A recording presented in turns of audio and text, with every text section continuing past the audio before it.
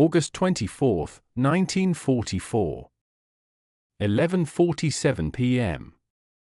Across the city of Paris, in hundreds of German military installations, command posts, and communication centers, something impossible is happening. Radio operators are frantically twisting dials, checking connections, and shouting into their microphones. But no sound comes out. No messages go through. Every single German military radio in Paris has simultaneously stopped working. In the basement of the German military headquarters at the Hotel Muris, a communications officer is reporting to General Dietrich von Koltitz with panic in his voice. "Herr General, all radio communications are down. Every set. Every frequency. Every location across the city. We cannot contact Berlin. We cannot contact our units in the suburbs. We are completely blind." Von Koltitz stares at him in disbelief. "All of them? That's impossible. What about the backup systems?" "Also dead, Herr General. Everything electrical is functioning, lights, telephones, everything, except the radios. All of them burned out at exactly the same moment. At this exact moment, just a few miles away, Allied forces are entering the outskirts of Paris. The French 2nd Armored Division is rolling through the southern suburbs. American units are approaching from the west.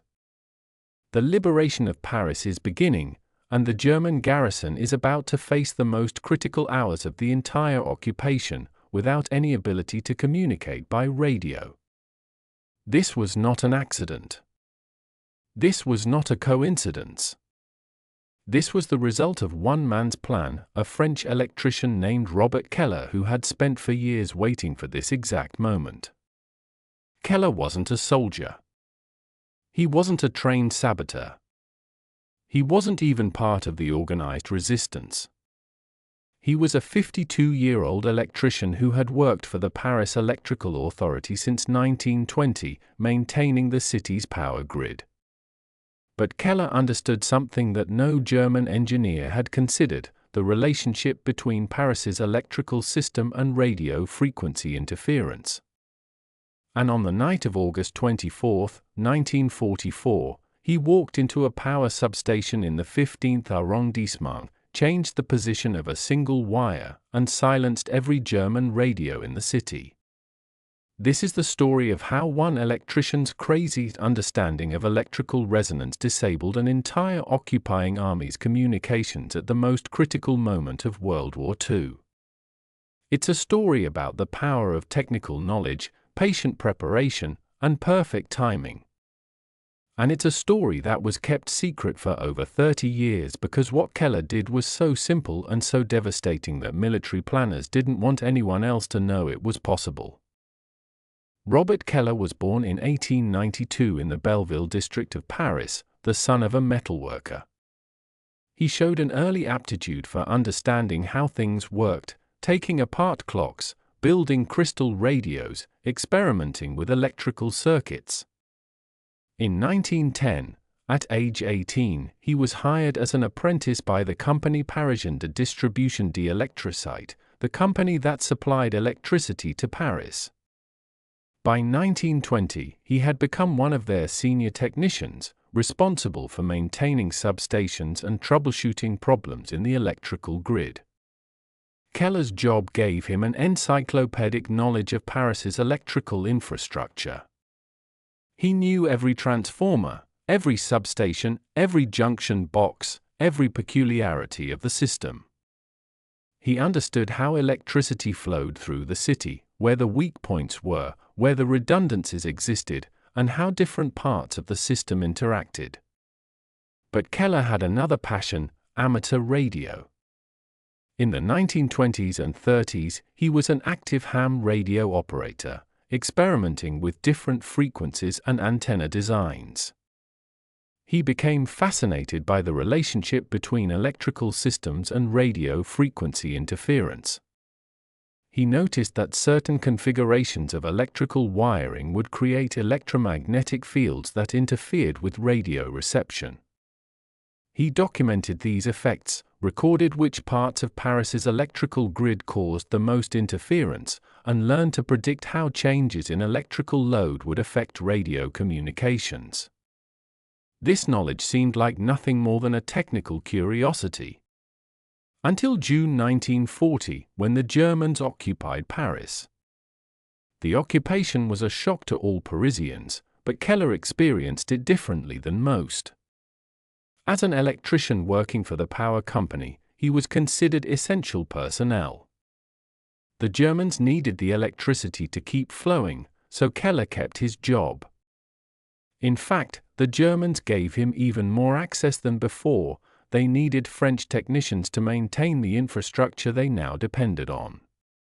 This gave Keller an unusual opportunity.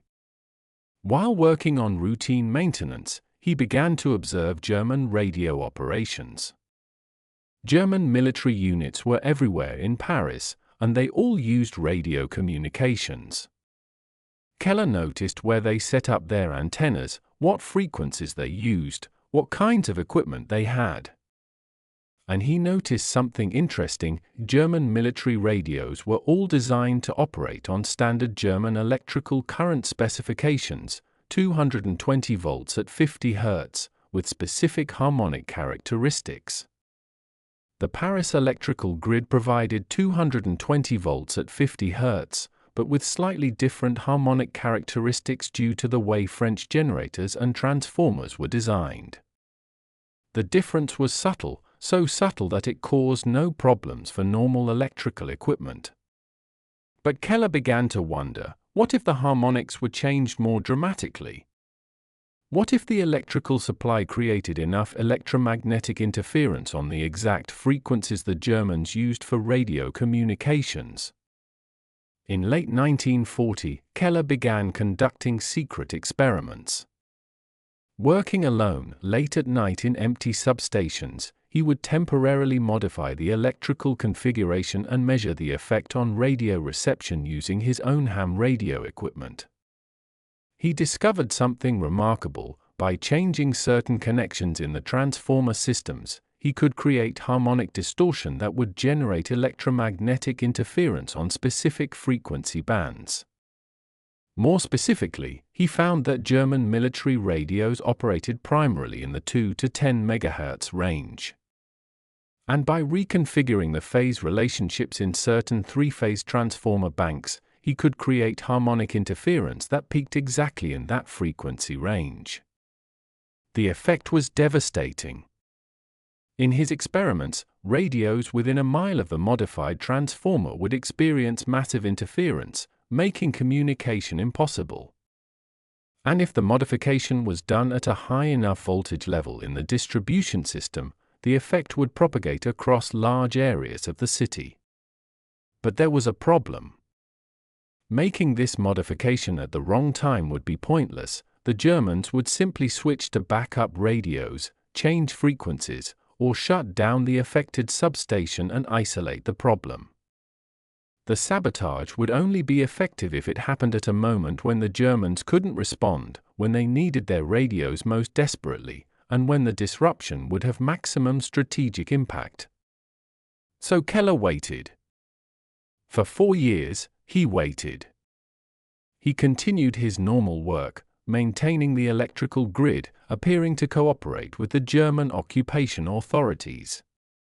But secretly, he prepared. He identified which transformer stations would give the maximum coverage of German installations. He determined exactly which wires needed to be reconnected and in what sequence. He practiced the procedure until he could do it in under 5 minutes in the dark. And he waited for liberation, knowing that when the moment came, he would have one chance to blind the German garrison at the most critical moment. Between 1940 and 1944, Keller lived a careful double life. By day, he was a diligent electrician, maintaining Paris's power grid under German supervision. By night, he refined his plan. The technical challenge was complex. Paris's electrical system in 1944 consisted of dozens of generating stations and hundreds of distribution substations.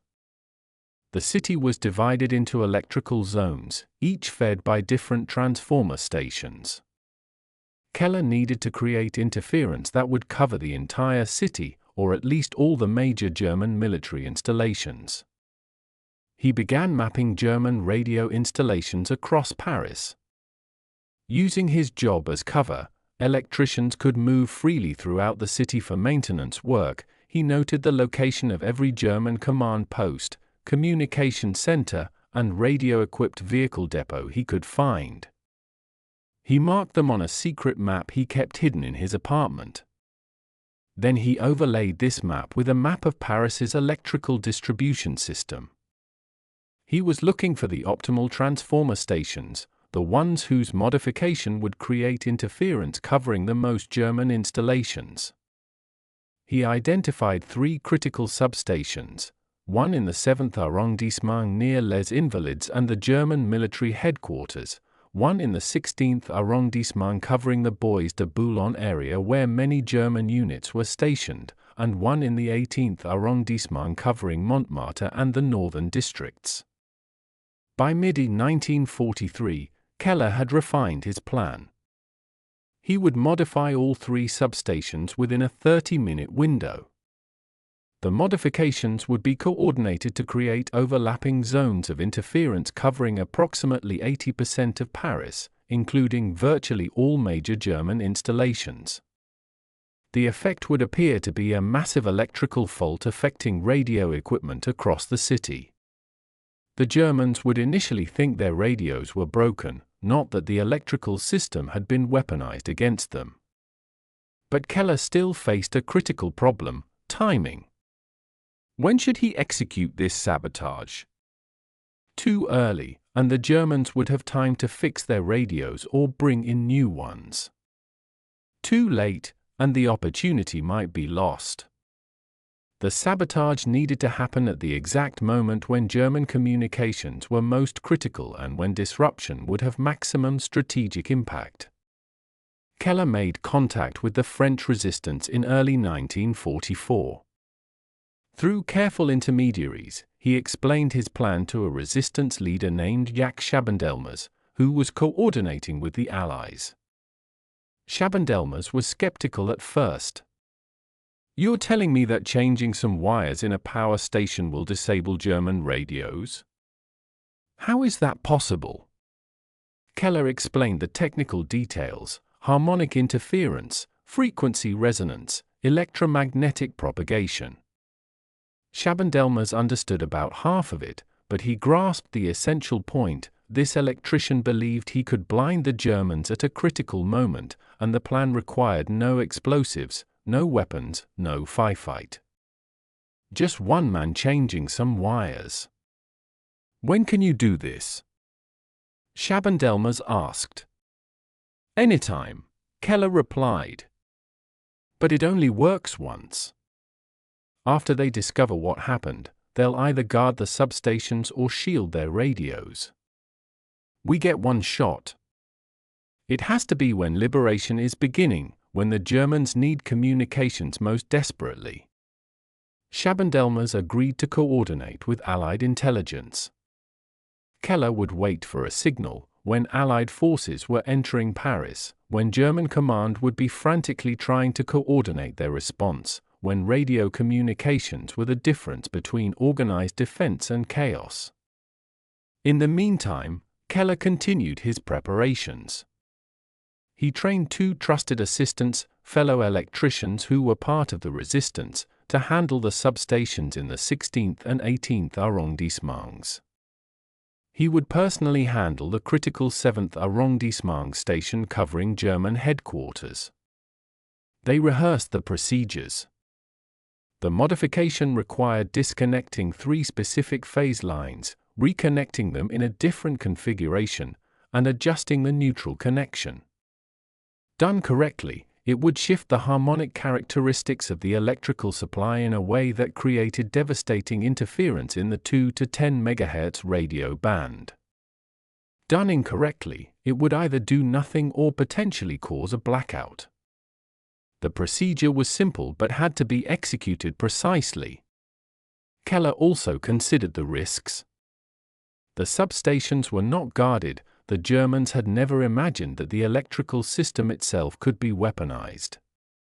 But workers entering substations late at night might arouse suspicion. Keller solved this by obtaining authorization papers for emergency maintenance, forged documents that gave him legitimate reason to access the substations at any time. By August 1944, everything was ready. Keller had his maps, his procedures, his timing plan, and his authorization papers. All he needed was the signal. It came on August 24. Chaban-Delmas sent word Allied forces would enter Paris that night. The French 2nd Armored Division was approaching from the south, American forces from the west. The liberation was beginning. It was time. Keller and his two assistants moved into position. They would execute the modifications simultaneously at 11:45 p.m., time to coincide with the moment when German units across Paris would be receiving orders and coordinating their response to the Allied approach. August 24, 1944. 11:30 p.m. Robert Keller walked into the substation in the 7th arrondissement carrying a tool bag and wearing his electrician's uniform. If anyone had been watching, they would have seen a tired middle-aged man arriving for routine maintenance. No one was watching. The substation was a brick building containing transformer banks that supplied electricity to a large section of central Paris, including the area around Les Invalides where the German military headquarters was located. Inside, the air hummed with the sound of transformers. Electrical equipment filled the space, illuminated by dim work lights. Keller walked directly to transformer bank number 3, a three-phase system that fed the distribution network for the 7th arrondissement. He opened his tool bag and removed a set of insulated wrenches, a voltage tester, and a small diagram showing the modification he was about to make. At 11:40 p.m., he began. First, he used the circuit breakers to isolate the transformer bank from the high-voltage supply. The lights in the substation dimmed slightly as load transferred to other systems, but there was no blackout. The redundancy in the Paris grid meant that electricity continued flowing from other sources. Then Keller opened the junction box where the three-phase lines connected. He saw 3 heavy cables, each carrying one phase of the electrical supply, plus a neutral connection and ground. Using his insulated wrenches, he carefully disconnected the phase connections. This was the critical moment. The transformer bank was now isolated, and Keller was about to reconfigure the phase relationships in a way that would introduce specific harmonic distortions into the electrical supply. He took phase line A and connected it where phase line C had been. He took phase line C and connected it where phase line B had been. He took phase line B and connected it where phase line A had been. It was a circular rotation of the phase connections, something that would seem like a minor error to anyone not understanding the deeper implications. Then he adjusted the neutral connection, shifting it to a different tap on the transformer winding. This changed the voltage balance between the phases in a subtle but critical way. The entire modification took 4 minutes. At 11:44 p.m., Keller closed the junction box, checked his work one final time, and then restored power to the transformer bank. The circuit breakers clicked back into position. The transformer hummed back to full load. In the surrounding neighborhood, nobody noticed anything different. Lights continued burning. Refrigerators continued running. Everything electrical seemed normal. But something fundamental had changed. The electrical supply in the 7th arrondissement was now producing harmonic distortion that created electromagnetic interference precisely in the 2 to 10 MHz frequency band, the exact range used by German military radios. Keller didn't wait to see the effects. He immediately left the substation and headed to a safe house in the 5th arrondissement. His 2 assistants had executed identical modifications at the other 2 substations at the same time. Within seconds of 11:45 p.m., 3 critical transformer stations across Paris were now broadcasting electromagnetic noise that would make German radio communications impossible. At the German military headquarters in the Hotel Muris, the effect was immediate and catastrophic. Radio operators attempting to contact units across the city suddenly heard nothing but deafening static. Every frequency showed the same pattern, overwhelming interference that made communication impossible. Within minutes, reports started arriving by telephone from other German installations across Paris: all radios down, all frequencies affected, cause unknown. German communications officers initially thought it was a massive coordinated jamming operation. But jamming didn't work like this. Jamming could be overcome by increasing transmitter power or changing frequencies. This interference was different. It was everywhere, on every frequency, and no amount of power could overcome it. Some German technicians began checking their equipment, assuming the radios themselves had failed. They found that the radios were working perfectly, transmitting and receiving normally on a technical level. The problem was that the electromagnetic environment had become so noisy that no signal could get through. It was like trying to have a conversation in the middle of a thunderstorm. The equipment works fine, but the conditions make communication impossible. By midnight, German commanders realized they had a serious problem. Allied forces were entering Paris, and the German garrison had no way to coordinate a response by radio. They could still use telephone lines, but telephones were vulnerable to being cut and didn't work for mobile units or vehicles. The German defense of Paris was supposed to be coordinated through a network of radio-equipped units that could respond rapidly to Allied movements. Without radios, that entire plan collapsed. General von Choltitz, in his headquarters, was furious. How is this possible? How can every radio in the city fail simultaneously? His communications officer had no answer. Herr General, we've never seen anything like this. It's not equipment failure, it's the environment itself. Something is creating interference across all frequencies. Von Choltitz demanded that German engineers find the source and fix it immediately. But German engineers didn't know what they were looking for. They checked radio equipment, looked for sabotage transmitters, searched for hidden jamming devices. None of them thought to investigate the electrical power supply. Why would they? Electricity and radio were separate systems. The idea that the power grid could be weaponized to disable radios was outside their conceptual framework. By 2 a.m. on August 25, chaos was spreading through the German garrison. Without radio communications, units didn't know where Allied forces were, what other German units were doing, or what orders were coming from headquarters. Some units continued following their last received orders. Others improvised. Others simply waited for instructions that never came. The French 2nd Armored Division encountered almost no coordinated resistance. German units fought sporadically and independently, but there was no overall defensive plan because there was no way to coordinate one. By dawn on August 25, Allied forces were throughout Paris, and the German defense had collapsed into disconnected pockets of resistance. Von Choltitz would later that day decide to surrender the city rather than fight a destructive battle he couldn't coordinate or win. The German radio blackout in Paris lasted approximately 18 hours. At around 6 p.m. on August 25, as German forces were surrendering across the city, a German electrical engineer named Klaus Weber made a discovery. Weber had been assigned to investigate the radio communications failure.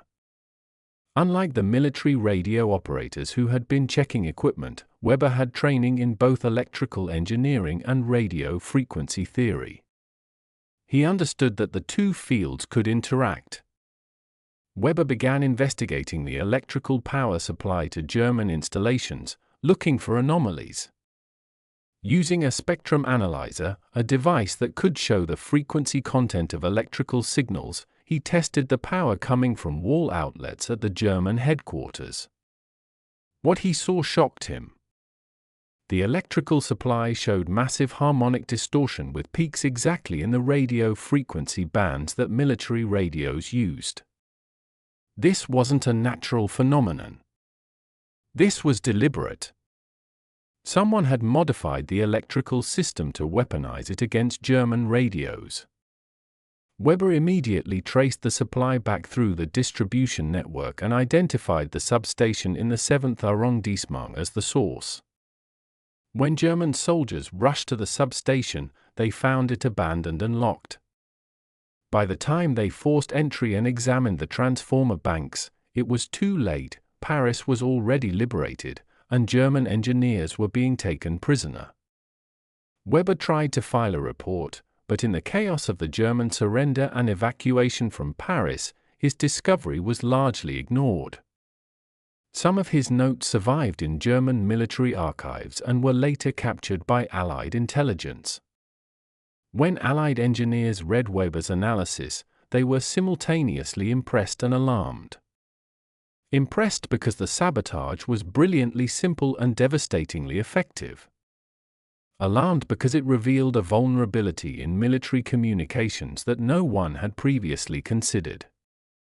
If an electrician with access to a power grid could disable all radio communications in a city by simply reconfiguring some transformer connections, that was a massive strategic threat. Allied intelligence began an investigation to determine who had executed the sabotage. Through resistance contacts, they eventually identified Robert Keller. British and American intelligence officers interviewed him in September 1944. Keller explained his technical background, his 4 years of preparation, and how the modification worked. The intelligence officers were amazed. One British signals intelligence officer told Keller, "You've discovered an entirely new form of electronic warfare that we didn't even know existed." But then the intelligence officers made a decision: this information needed to be classified. If the knowledge that electrical grids could be weaponized to disable radios became public, it would create several problems. First, enemy nations could do the same thing to Allied communications. Second, it might discourage countries from developing electrical infrastructure near military installations. Third, it could lead to an electronic warfare arms race that would make all radio communications vulnerable. So Keller was asked, politely but firmly, not to discuss what he had done. The technical details were classified. The French government, newly liberated, agreed to the classification. Keller's role in the liberation of Paris was acknowledged in a vague way. He received a Croix de Guerre for services to the liberation, but the specific nature of what he had done was not made public. Keller agreed to remain silent. He returned to his job with the Paris Electrical Authority, where he worked until his retirement in 1957. He never gave interviews. He never wrote about his experiences. He kept the secret. The classification lasted until 1975, when some documents were declassified as part of a routine review. Even then, the full technical details were not released. What became public was the basic fact that a French electrician had somehow disrupted German radio communications during the liberation of Paris, but the exact method remained vague. It wasn't until the 1990s, after Keller's death in 1988, that his family released his personal papers, including his technical notes and diagrams. Electrical engineers and military historians studying these documents realized the full scope of what Keller had accomplished. He had discovered a form of electronic warfare decades ahead of its time. Modern power line communication interference is now a well-known phenomenon, but in 1944, Keller's understanding of harmonic interference effects on radio communications was revolutionary. The implications of Keller's discovery have influenced military planning ever since. Modern military communication systems are designed with shielding and filtering to protect against exactly this kind of interference. Military installations use isolated power supplies or backup communication systems that don't rely on civilian electrical grids. Electrical infrastructure near military bases is monitored for unusual modifications.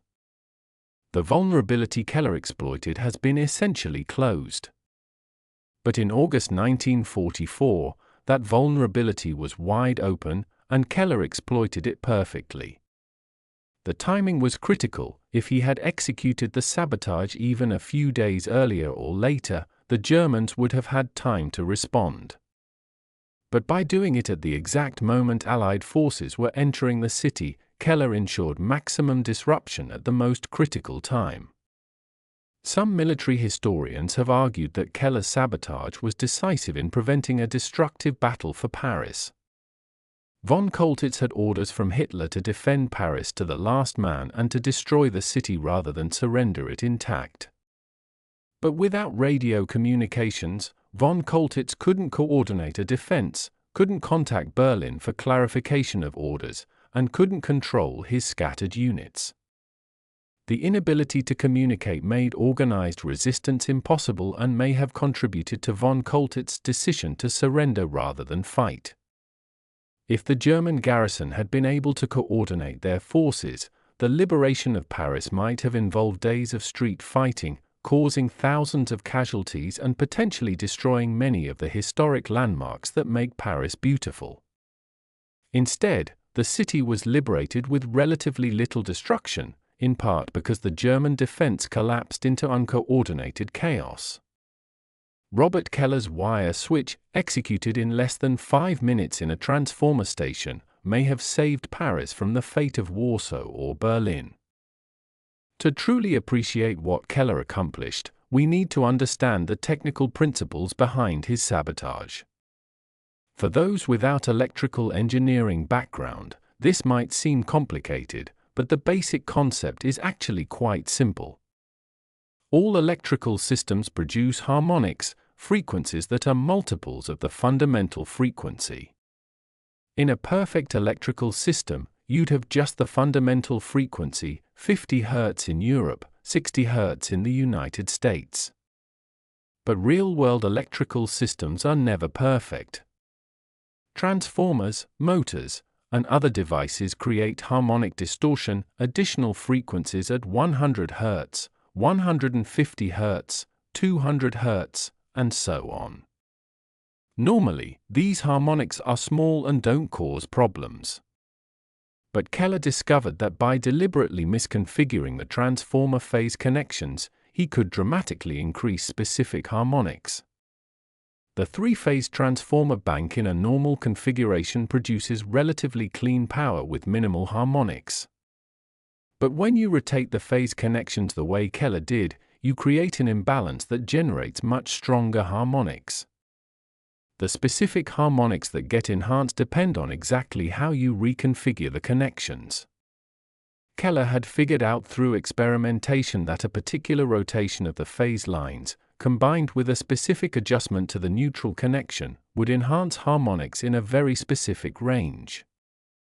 When these enhanced low-frequency harmonics interact with the electrical wiring in buildings, the wiring acts as an antenna, radiating electromagnetic energy at much higher frequencies, specifically in the radio frequency range. This is called harmonic radiation, and it's a well-known phenomenon today. But in 1944, it was poorly understood. Keller had discovered empirically what would later be explained theoretically, that electrical wiring carrying distorted power can radiate radio frequency interference covering a wide area. The genius of Keller's approach was that the modification was simple, required no special equipment, left the electrical system functioning normally for ordinary purposes, but created an electromagnetic environment that made radio communications impossible.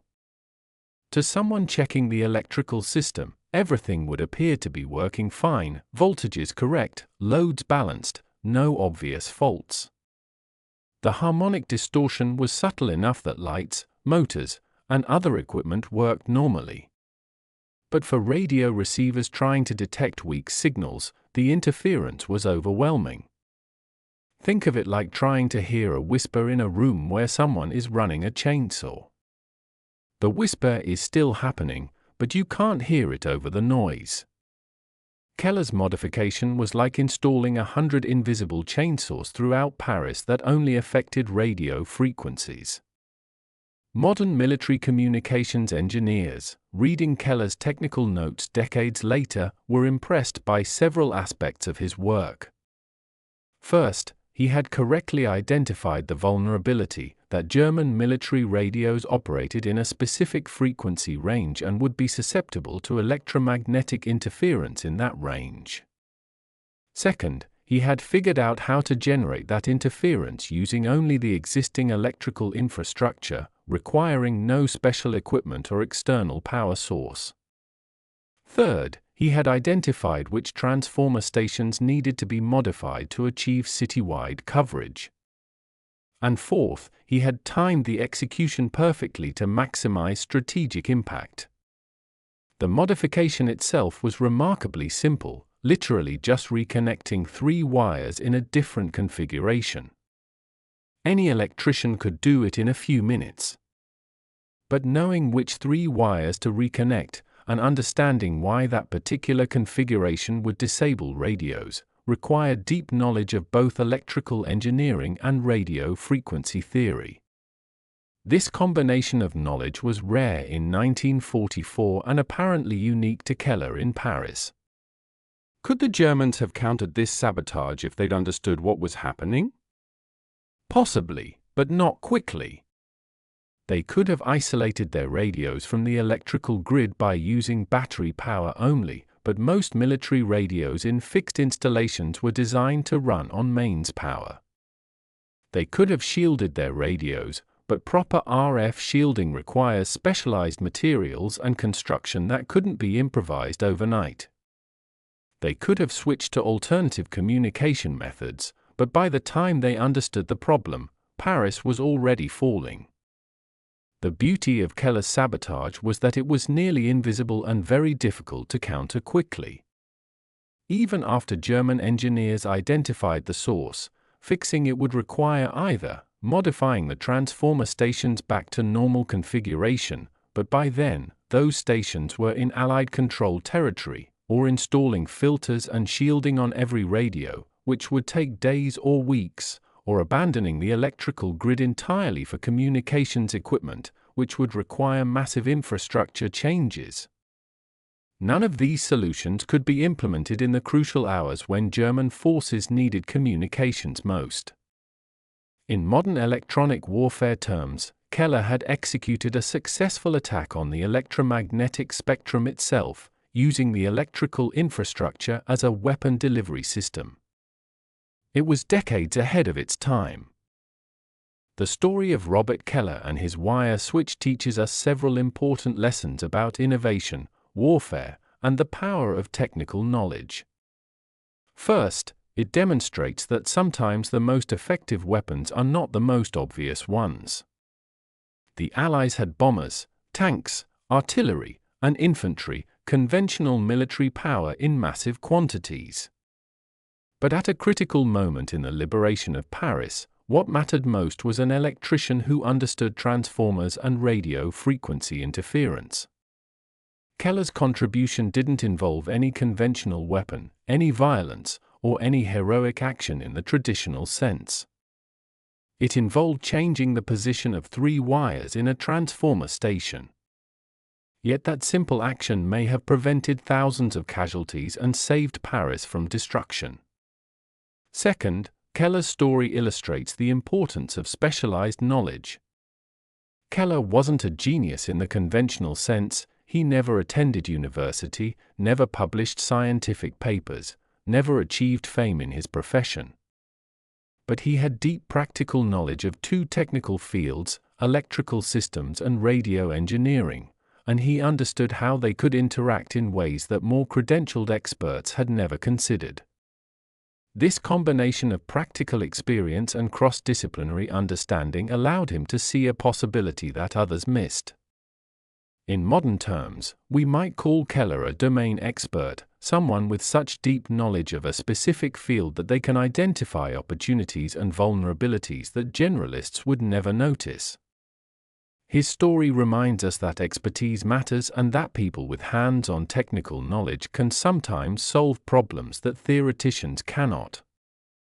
Third, Keller's 4-year preparation demonstrates the importance of patience and timing in warfare.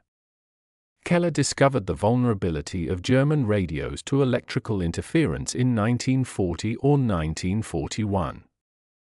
He could have executed his sabotage at any time after that.